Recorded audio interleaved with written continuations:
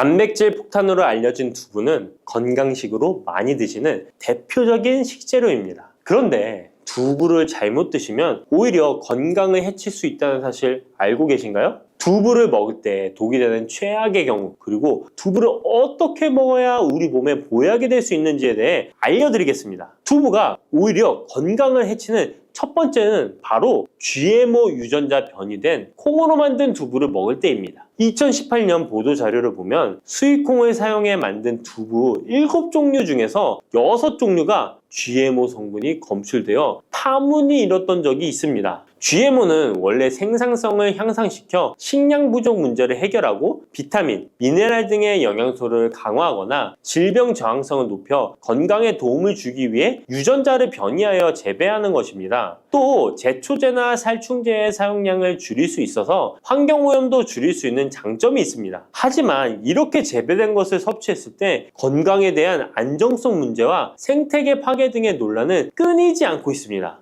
우리나라에서는 GMO 재배를 법으로 금지하고 있으며 많은 나라들이 GMO의 수입과 생산을 규제하고 있습니다. GMO 식품을 꾸준히 섭취할 경우 건강에 문제가 생길 수 있는데요. 2년 동안 실험지 200마리에게 GMO 옥수수를 먹인 실험 결과 20%의 쥐에서 종양이 발생했고 종양의 크기도 컸는데요. 종양의 크기가 탁구공만큼 크게 자란 쥐도 발견됐는데 쥐 전체 몸무게의 4분의 1에 해당되는 무게였다고 합니다. GMO 표기가 의무이기 때문에 GMO 표기가 없는 식품을 사 먹으면 되지만 문제는 식품을 몇 차례 가공 과정을 거쳐 GMO의 DNA나 단백질이 남아있지 않은 식품은 GMO 표기를 하지 않아도 된다는 규정이 있기 때문에 소비자로서는 불안할 수밖에 없는데요. 따라서 두부를 구매하실 때 원료가 수입산이 아닌 국내산 콩으로 만든 두부를 사 드시길 바랍니다. 우리나라는 GMO 재배 자체가 금지이기 때문에 국내에서 재배된 식품은 안심하고 드셔도 됩니다. 두부가 건강을 해치는 두 번째는 바로 유부를 드시는 것입니다. 유부는 두부를 기름에 튀겨서 만드는 건데요. 유부를 먹는 방법에는 대표적으로 유부초밥이 있지만 이외에도 다양한 요리의 재료로 사용됩니다.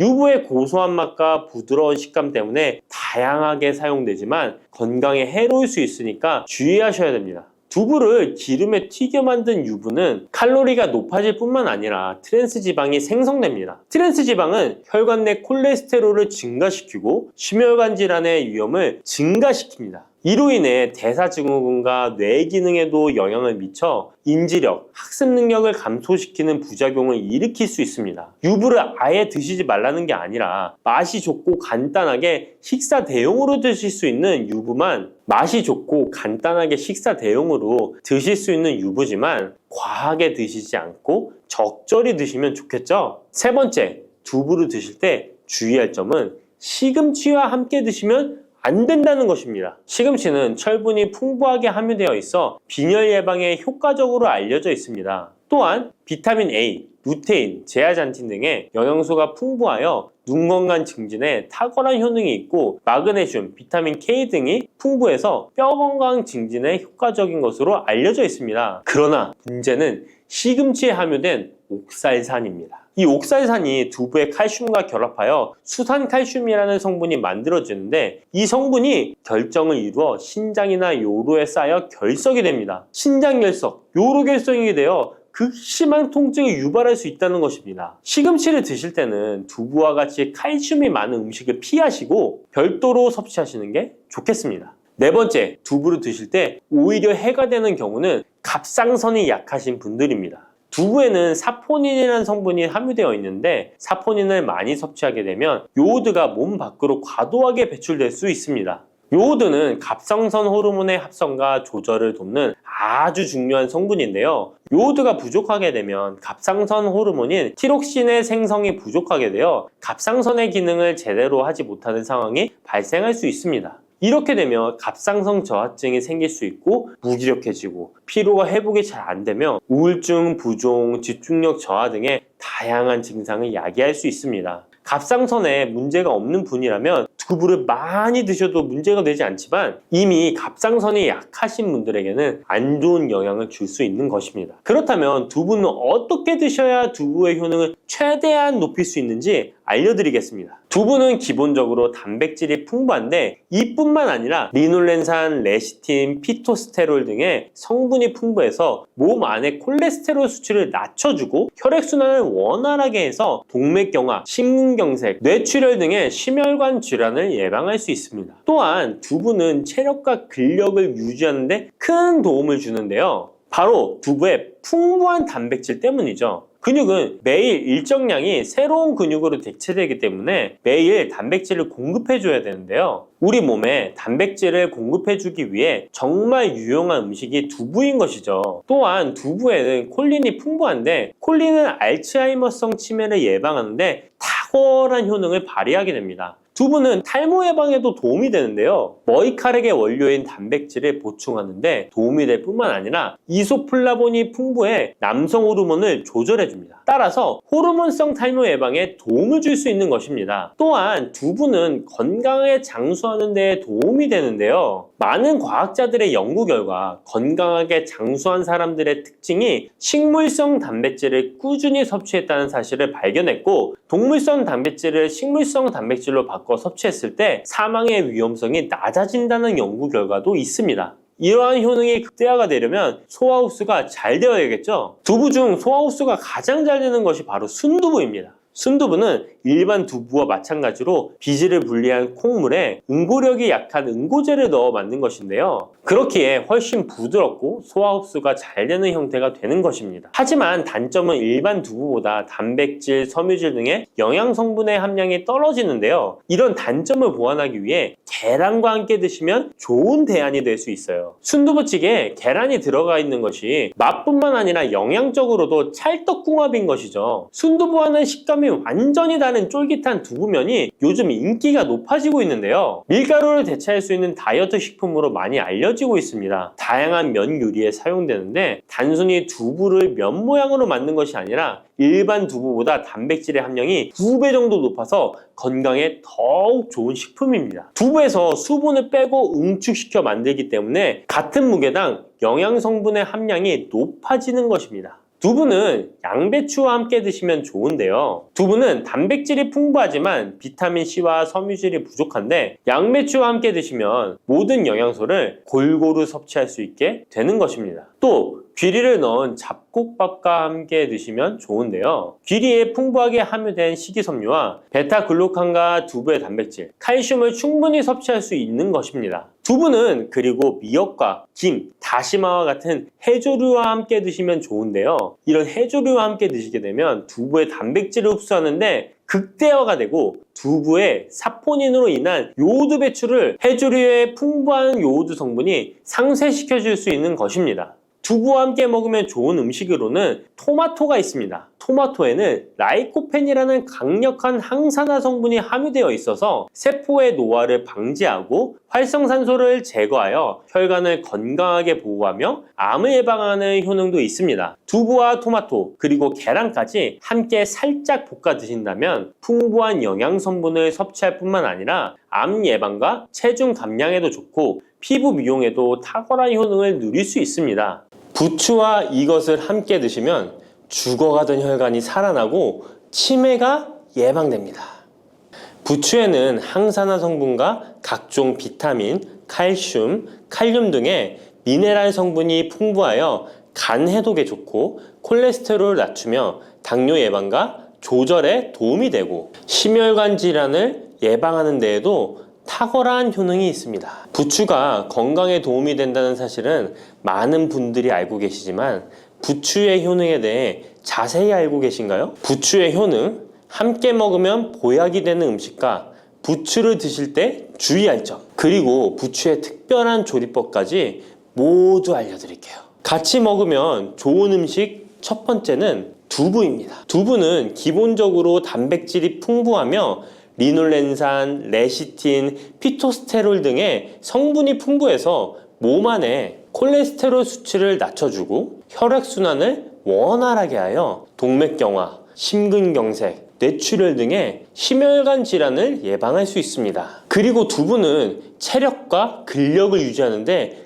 큰 도움을 주는데요. 바로 두부의 풍부한 단백질 때문이죠. 근육은 매일 일정량이 새로운 근육으로 대체되기 때문에 매일 단백질을 공급해줘야 하는데요. 우리 몸에 단백질을 공급해주기 위해 정말 유용한 음식이 두부인 것이죠. 또한 두부에는 콜린이 풍부한데, 콜린은 알츠하이머성 치매를 예방하는데 탁월한 효능을 발휘합니다. 그리고 두부는 건강하게 장수하는 데 도움이 되는데요. 많은 과학자들의 연구 결과 건강하게 장수한 사람들의 특징이 식물성 단백질을 꾸준히 섭취했다는 사실을 발견했고, 동물성 단백질을 식물성 단백질로 바꿔 섭취했을 때 사망의 위험성이 낮아진다는 연구 결과도 있습니다. 이런 두부와 부추가 만나게 되면 심혈관 질환을 예방하는데 시너지 효과가 나오게 됩니다.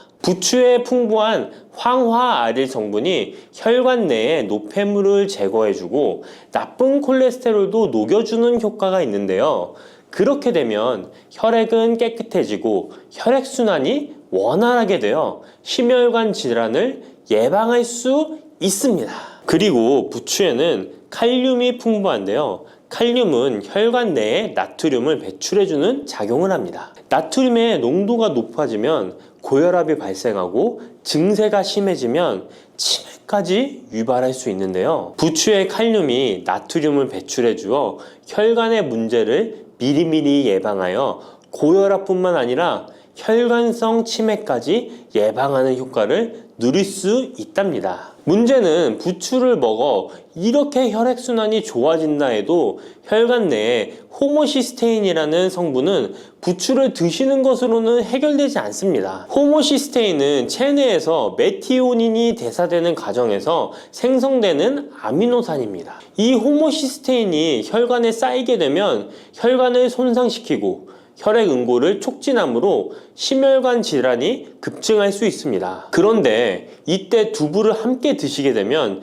혈관 내 호모시스테인을 제거하는데 놀라운 효과를 볼 수 있는데요.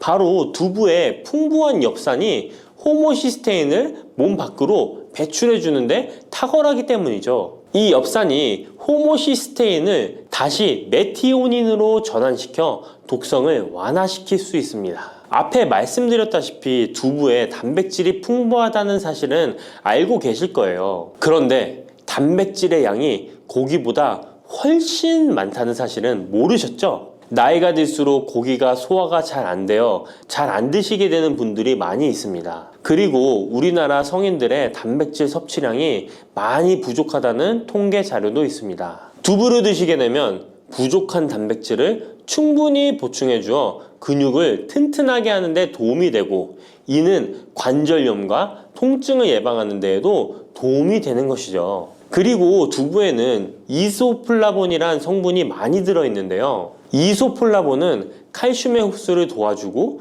뼈에서 칼슘이 빠져나가는 증상까지 막아주는 효능이 있습니다. 이런 효능으로 노년기 골다공증을 예방하는데 큰 역할을 해줄 수 있죠. 다만 이런 두부는 찬 성질을 가지고 있어 몸이 찬 분들이 드시면 소화가 잘 안 될 수 있는데요. 부추와 함께 드시면 이런 문제를 해결할 수 있습니다. 부추는 따뜻한 성질을 가지고 있기 때문에 두부의 찬 성질을 중화시켜 줄 수 있습니다. 그럼 두부와 부추를 함께 드시는 방법 알려드릴게요. 먼저 두부를 면포에 담아 물기를 빼주며 으깨주세요.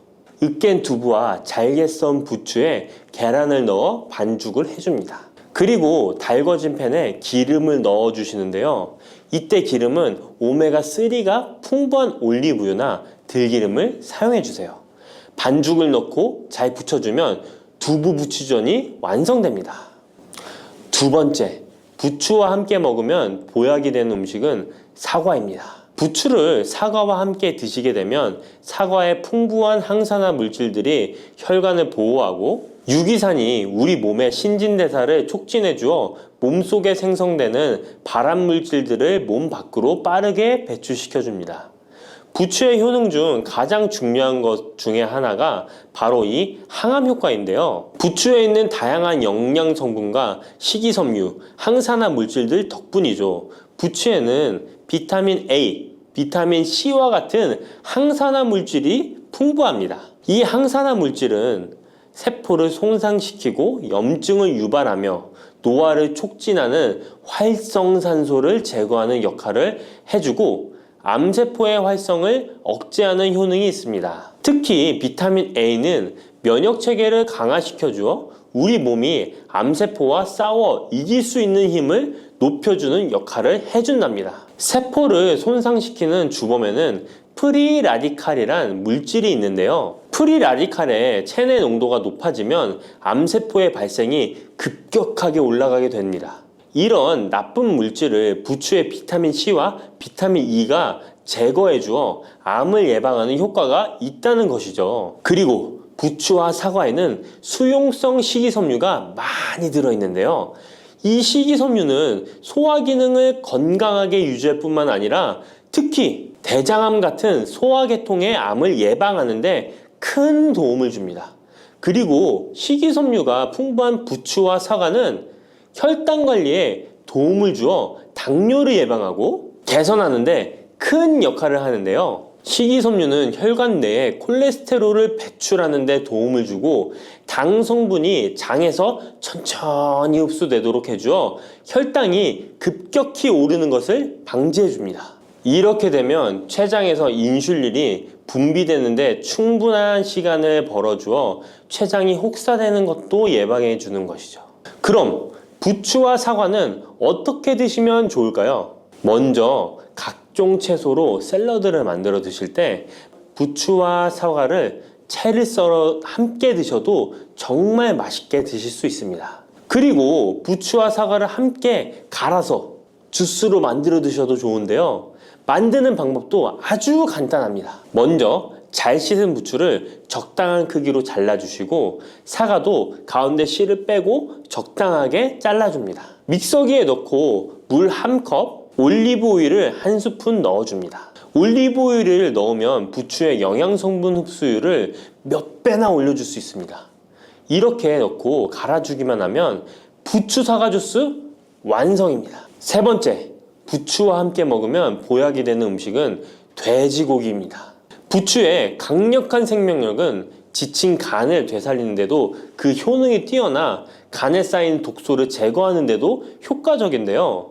부추에 함유된 베타카로틴과 클로로필 같은 간세포를 보호하고 간의 재생을 촉진해주는 역할을 해줍니다. 그리고 부추에 함유된 사포닌 성분은 지방간을 예방하고 간의 부담을 덜어주는데 많은 도움을 줄 수 있습니다. 또한 황화알릴이라는 성분이 풍부한데 이 성분은 간의 면역력을 강화해주고 간의 여러 질환을 예방해주는 효능이 있습니다. 여러분 혹시 글루타치온이라는 영양제 들어보셨나요? 부추에는 체내에서 이 글루타치온을 합성할 때 필요한 황화합물이 풍부하여 간의 해독작용을 높여줄 수 있습니다. 이때 돼지고기를 부추와 함께 드시면 우리 몸에 보약이 되는데요.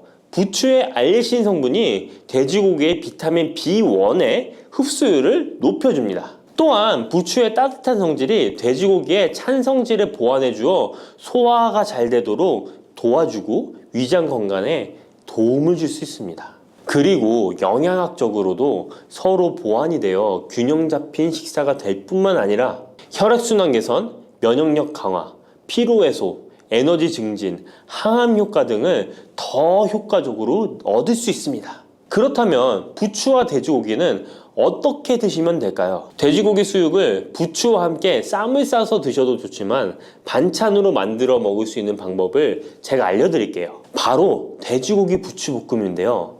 먼저 부추를 적당한 크기로 잘라 준비해 주시고 돼지고기는 길쭉하고 얇게 썰어줍니다. 잘 달궈진 팬에 올리브유를 둘러주시고 부추와 돼지고기를 한 번에 넣고 볶아줍니다. 이때 대파와 다진 마늘을 넣어주시고 간장으로 간을 해주시면 됩니다. 다 볶아진 후에 들기름을 살짝 곁들여 주시면 고소함이 폭발할 뿐만 아니라 영양도 만점인 보약 반찬이 완성됩니다. 참고로 돼지고기 대신 오리고기를 사용해도 훌륭한 요리가 된답니다. 네 번째, 부추와 함께 먹으면 보약이 되는 음식은 브로콜리입니다. 브로콜리는 세계 10대 슈퍼푸드 중 하나로 선정될 만큼 건강에 좋은 채소입니다. 브로콜리에는 항산화 물질인 비타민 E, 베타카로틴, 비타민 C 등이 풍부하게 함유되어 있어 혈관 속의 활성산소를 제거하여 세포의 노화를 방지하는 효과가 있습니다. 그리고 설포라판이라는 항암 성분도 풍부하여 암세포의 성장을 억제하고 암 예방에 효과적인 놀라운 식물이죠. 또한 비타민 A가 풍부하여 눈 건강에도 아주 좋은 효능을 발휘합니다. 이 비타민 A는 부추에도 풍부하여 함께 드실 때 시너지 효과를 누릴 수 있게 되는데요. 비타민 A는 로놉신의 합성을 도와 야맹증을 예방해주고 눈의 점막을 만들어내는 효능이 있어 안구 건조증을 예방하고 눈시림 증상을 완화시켜줄 수 있습니다. 또한 비타민 C는 활성산소를 제거하여 안구세포를 보호해주고 눈의 혈관을 건강하게 유지시켜 주어 망막이 손상되는 것을 막아줍니다. 이런 효능으로 눈이 충혈되는 것과 통증을 완화시켜 줄 수 있습니다. 눈 질환 중에 황반변성은 노인의 실명원인 1위로 매우 위험한 질병인데요. 부추와 브로콜리에 풍부하게 들어있는 비타민 E가 예방해 줄 수 있습니다. 황반변성은 안구의 급격한 노화로 인해 발생하는데 비타민 E가 노화를 막아주는 효능이 있어 황반변성을 예방하는 데 도움을 줍니다. 이 비타민 E는 비타민 C, 비타민 A와 함께 먹을 때 우리 몸에서 흡수율이 올라가는데요. 그렇기 때문에 부추와 브로콜리를 함께 먹으면 눈을 건강하게 하는데 높은 시너지 효과를 가질 수 있습니다. 그렇다면 부추와 브로콜리는 어떻게 드실 수 있을까요?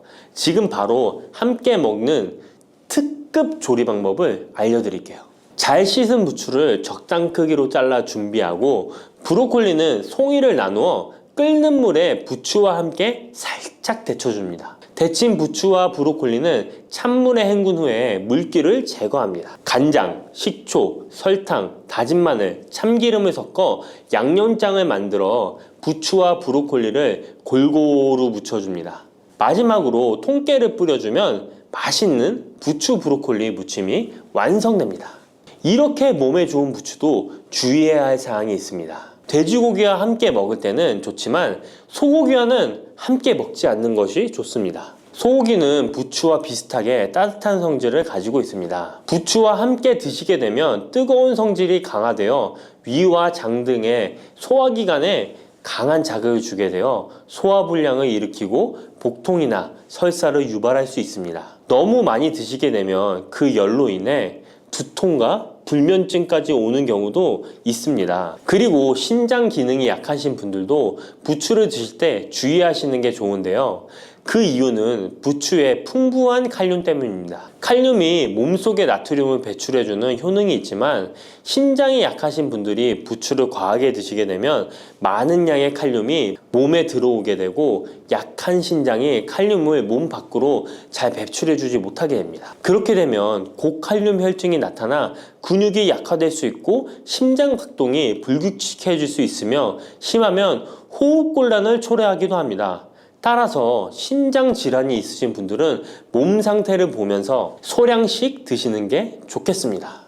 팥을 이렇게 드시면 당뇨 사라지고 뱃살 쏙 빠져요. 여러분, 겨울에 동지가 되면 우리가 무엇을 먹나요? 바로 팥죽이죠. 또 겨울 간식으로 이 팥이 들어간 붕어빵, 호빵 같은 간식도 자주 먹는데요. 이 팥과 함께 먹으면 보약과 같은 효과를 만들 수 있는 식품들도 있고 또 잘못 먹으면 오히려 건강에 마이너스가 되는 음식도 있습니다. 그래서 오늘은 이 팥의 효능 8가지와 드실 때 주의할 점, 그리고 함께 드시면 좋은 음식 4가지에 대해 알려드리겠습니다. 팥하면 생각나는 음식이 있으신가요? 저는 사람들이 평소에 팥을 많이 안 먹는다고 생각했는데 의외로 팥이 들어간 음식이 많이 있더라고요. 대표적인 음식은 시루떡이 있고요. 겨울에 간식으로 많이 먹는 붕어빵, 또 제과점에서 사 먹는 빵들에도 팥이 많이 들어있습니다. 여름엔 팥빙수도 많이 먹고요. 겨울엔 팥죽도 종종 먹게 됩니다. 자, 이런 팥 요리를 집에서 해먹는 경우도 많은데 팥을 집에서 직접 삶을 때 혹시 소다를 넣고 삶는 분들 많으시지 않나요? 팥을 삶을 때 소다를 넣게 되면 팥의 색상이 더욱 선명해지고 팥을 더욱 부드럽게 해주어 팥을 삶는데 걸리는 시간을 단축시켜주기 때문인데요. 하지만 앞으로는 절대 소다를 사용하시지 마시기 바랍니다. 그 이유는 소다를 넣고 팥을 삶게 되면 팥의 영양소가 파괴돼서 팥의 좋은 성분을 먹을 수 없게 되기 때문인데요. 자, 그래서 어떻게 팥 요리를 하는 게 좋은지 알려드릴게요. 팥을 삶을 때 먼저 흐르는 물에 깨끗이 세척해서 이물질을 제거해 주시고요. 물에 담가 약 4시간 정도 불려주십니다. 그렇게 불린 팥을 물에 넣어 삶아주면